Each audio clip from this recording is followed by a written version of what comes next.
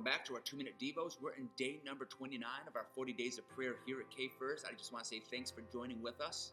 If you look in your prayer journals, we're in Psalms chapter 115. Psalms 115 has got some great stuff, but verse 4 starts a thought about idols that I want to share about today. It's what I want to stop, pause, and think about. Verse 4 begins to describe idols. He said they're made of gold and silver, shaped by human hands. Verse 5, they can't speak or see. Verse 6, they can't hear or smell. Verse 7, they can't feel, walk, or make a sound. And verse 8 is the clincher for this entire thought.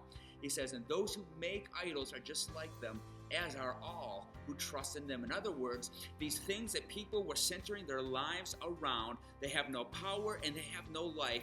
And the people that are worshiping them are the exact representation of what they're worshiping. They're lifeless and they are powerless.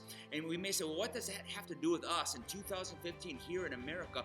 But it's everything, because if we center our lives around anything that is not Jesus Christ, then we are just as lifeless, as powerless as the thing that we're worshiping. Because that's really what an idol is. It's that thing that is the top seat, the top priority in our life. And if we funnel everything through that one thing, that is our idol. See, Jesus was never meant to be a sideshow in our life. He's meant to be the central part of our life, because Scripture tells us it's within Him we live and move and have our being. What does that mean? Is when we have Him as the center part of our life, it means we funnel everything through that. Because there's some wonderful things that we get to put at the center. We could put our marriage, we could put our family, we could put our job, relationships, but they were never meant to be the center.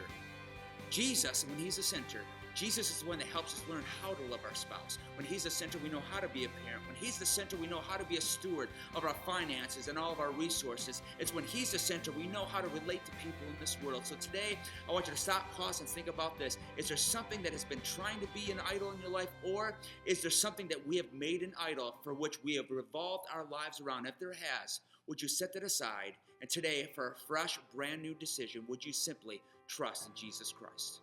That's all I've got to say. Today, live in Him and move in Him and have your being in Him. And we'll see you tomorrow as we continue through our series.